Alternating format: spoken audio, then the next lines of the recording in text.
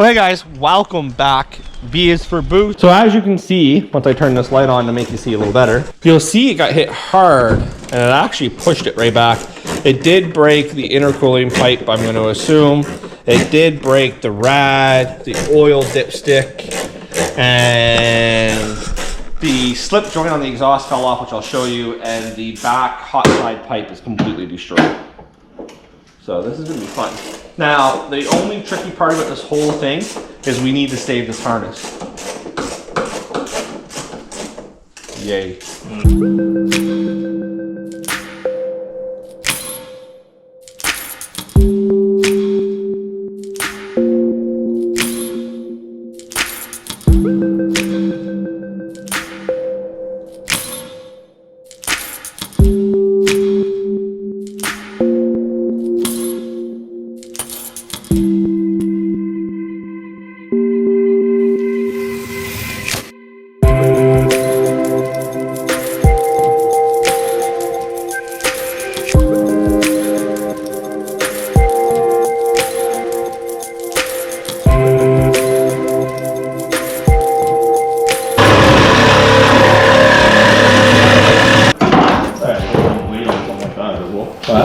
Get a good blade on something like that, because that thing, this one can go faster.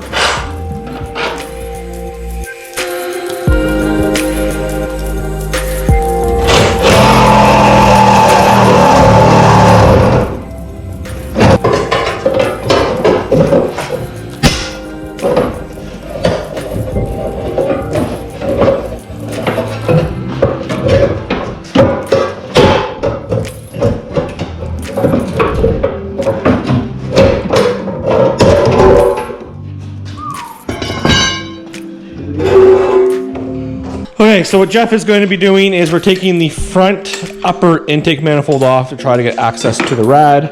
And as you've seen, the rad is completely destroyed, so we're going to have to pop that off. So through the tedious work, we'll just check in back and forth. That way we can listen to the radio and you guys don't have to, well, let's face it, you're not going to watch the whole thing of us pulling it out anyways. So we're going to try to video the fun stuff, which is none of it. And we'll show you guys this. So as you see, it took a good hit and we're trying to get stuff out of the way because we want to try to save the harness as much as possible. So that one intercooling pipe, it might be good. What? That? Yeah. They usually crack anyways, but it probably is still good. Considering this car was actually... Well, it gives, if it's not dead, well, even if it is split, it's a good one to use for mock-up. I'm gonna blow off valve. Freaking pink injectors, man. Yep. Thank God I know there's a set of non-pink injectors. There's multiple sets. Well, I know there's a set that's pretty well brand new in the box. So what we need to do is, my car sat for like 4 years when the old lady was over in the Middle East. So the AC was seized. They took the pump, put a smaller belt on it that squeals like a mofo, and left all the lines just dangling. So when we do this swap, we want our factory AC to work again. So, yeah. And we're also doing an SRT hood, custom SRT hood on the blue one.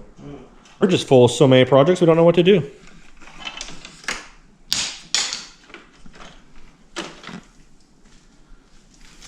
I'm surprised it didn't break the transmission. Yeah, we need both. Where it broke the lower mount and shoved everything right back. And Yeah. we've seen how it is underneath. It was mostly on the passenger side more than anywhere. But it would still crack the housing where the axle goes into. It can, but... So you're going to see that we have the front off, which was a kind of a pain in the, yeah. So you notice that the starter is destroyed. We also have the transmission controller is broken.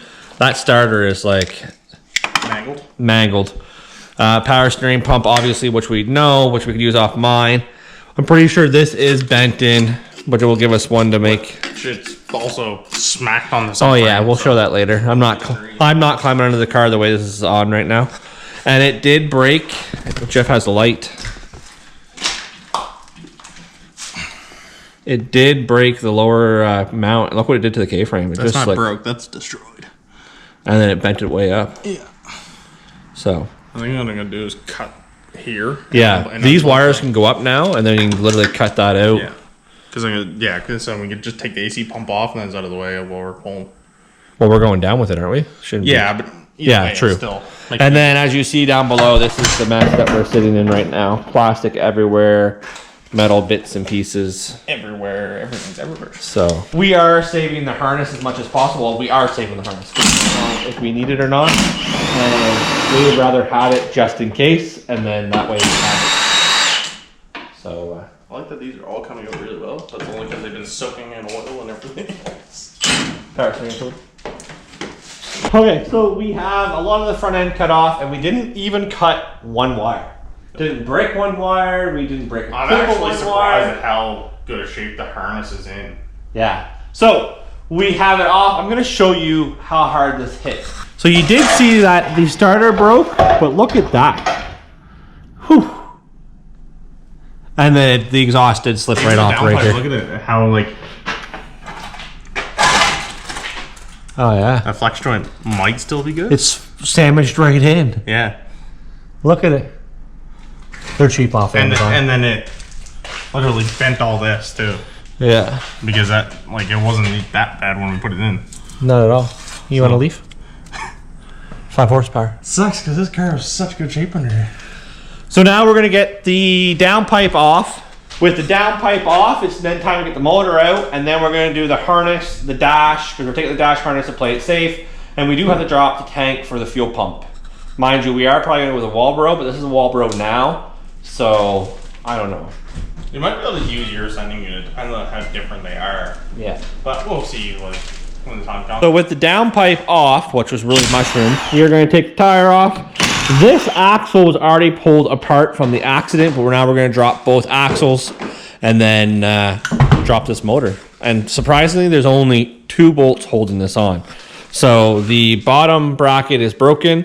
The bolt that holds the side mount is broken. All we have is an upper mount and the transmission mount. So as you see, there's not much holding it. For anyone's not familiar, it's basically 2 21s on the strut to drop the spindle down, and then the cotter pin that he's pulling out, the 1 1/8, I believe it is, for the axle, and then the axle comes out. They're quite easy to do, eh, Jeff? Yeah.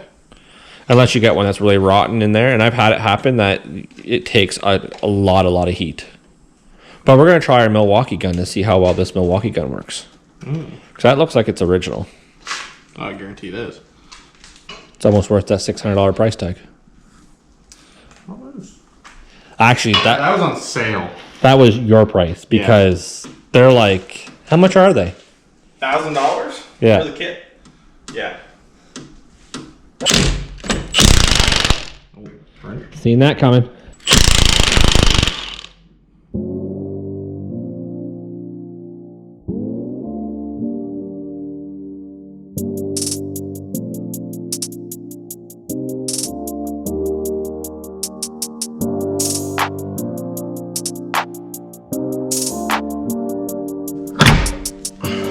No issue. Pair of adjustables underneath, or that bar, and pop the bad boy out. Once it's popped out, we're gonna put the strut assembly back together. I think Jeff only wants the brakes off of it, so we'll probably take brakes at the same time since it's only the 215s. It's like to keep them Once it's on the trailer, yeah.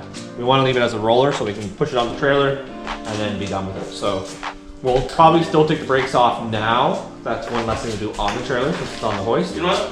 Let's get this side off first before we pop it out. Because then we just lift that pop it.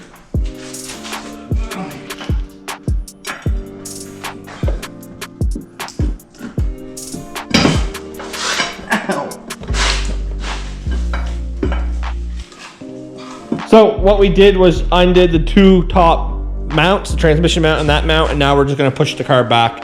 It actually saved us even having to worry about bringing the engine crane in here. So yeah, so far it seems to be going half decent. Jeff's going to undo the power steering lines. They're usually a 19, Jeff. Just for the fact is, we think the motor is sitting on the lines underneath. So, but I think this might be one of the easiest ones we've ever done. Yeah. Looking at this engine bay to paint, man, it's going to be... I don't know why you're laughing. You're helping. I could work. No, I'll make sure I wait. So Jeff and I were talking, and I think the blue PT is going to go Battleship Gray. So we're talking about doing the engine bay when the motor's out, obviously, because we got to do motor, turbo swap, we got to do the transmission and stuff like that. We'll come back, guys, once that's undone. So with the power steering line out of the way, all the wires are disconnected. We should be able to.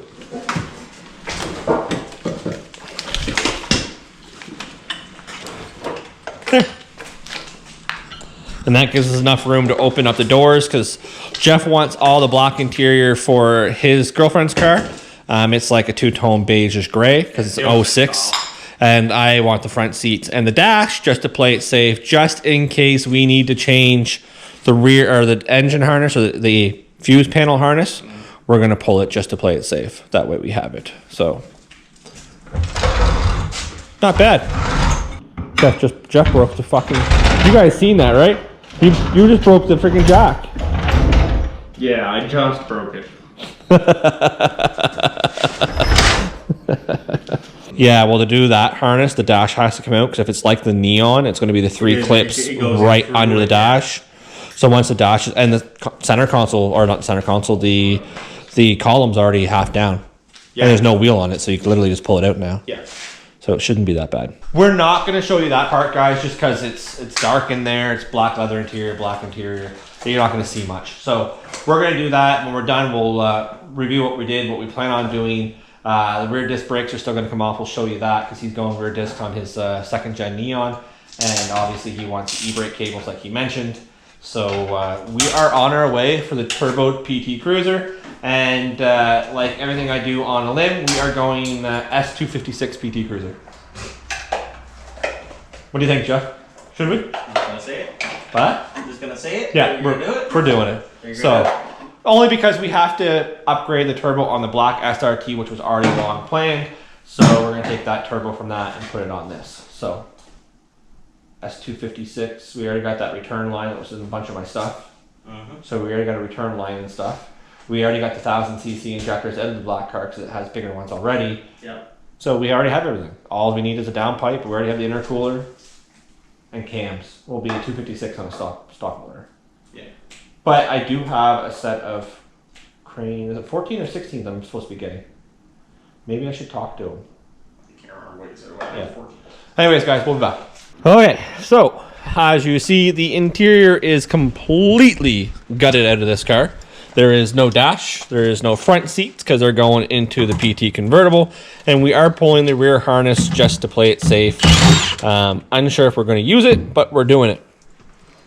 Jeff is pulling all the plastics for his 06 so they could have it so it's not two-toned or the ugly gray, so to have it black, and he's pulling the carpet for the same reason. So as you see, we are on the go with it. I don't like how this harness goes like both ways. On the Neon, it's just up one pillar and back, and then it comes around the driver's side, splits off and Y's out. This one Y's way up there. The dash, yeah. I'd actually probably, I kind of don't want to pull it, but I kind of do want to pull it. What? This rear harness, because it's gonna be different back here because mine doesn't have. Yeah, but like I said, the reason you're pulling it mostly is because it's integrated into the seats. You pull the seat wiring out of this harness once you pull it out, and then you just integrate it into yours. It's not that bad. That's the problem way, because then it would have been like it was factory. Okay, guys, as you see, it is done. Now, with the motor out, you can see where it actually hit and bent the upper K-frame there, and there was the lower mount that got broken, and it did shear off the side mount. So, the interior is completely gutted. There's no dash, door panels, black interior, no carpet, nothing. So what we did do is we stripped everything off of it, calipers are off of it. The only thing we didn't take would be the gas tank, fuel pump, and the fuel pump wiring because we shouldn't need it. Everything else is gone, guys. So follow along with the next build because this is all going into the convertible, which was the world's cheapest convertible. I'd call it $600 for a car that was inspected for 2 years with 120,000 K, 129. So we'll definitely catch you on the next one.